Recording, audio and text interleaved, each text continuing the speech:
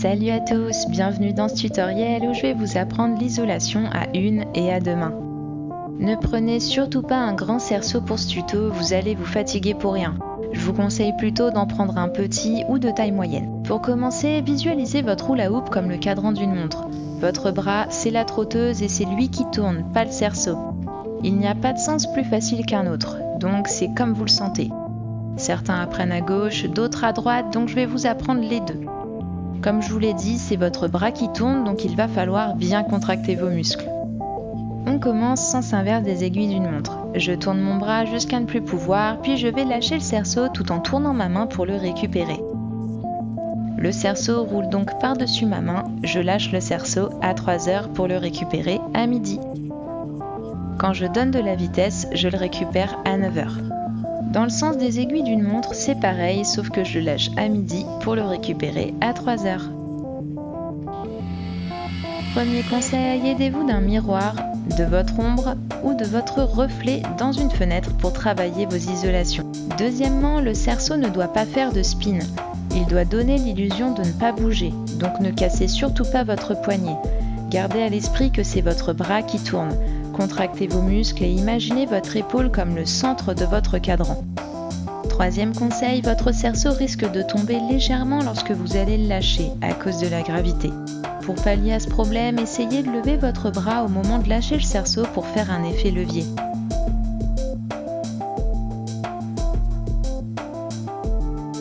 Quatrièmement, si vous avez des difficultés au moment de lâcher votre cerceau, n'hésitez pas à vous servir de votre autre main pour tenir légèrement votre hula hoop le temps d'enregistrer le processus.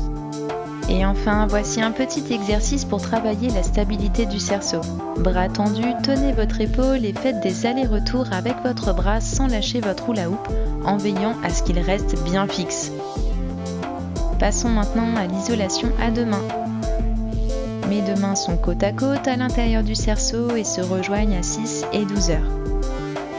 Si je monte côté droit, c'est ma main gauche qui va mener. Lorsque je descends côté gauche, c'est ma main droite qui mène. C'est pareil, dans l'autre sens, si je monte à gauche, c'est ma main droite qui mène. Si je descends à droite, c'est ma main gauche. Je change de main lorsque mes pouces se touchent à 6 heures et lorsque mes petits doigts se touchent à 12 heures. Allez-y doucement au début, puis accélérez petit à petit. Comme pour l'isolation à une main, gardez vos bras bien tendus et contractez vos muscles. Voyons maintenant la notion de ghosting isolation. C'est tout simplement le fait de mimer en miroir le mouvement de votre main dominante tout en caressant le cerceau avec votre autre main et ça rend super joli. Voici donc quelques variations. L'isolation flip, le ghosting isolation flip,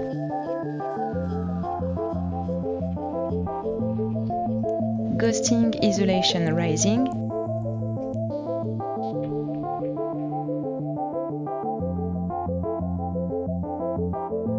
ghosting isolation flip rising,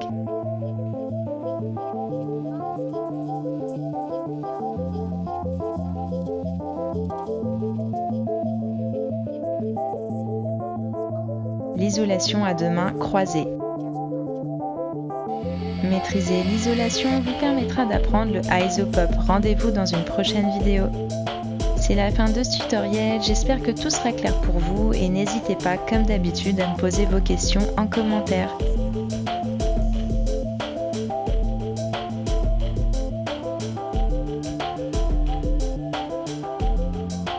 Gros bisous et à bientôt.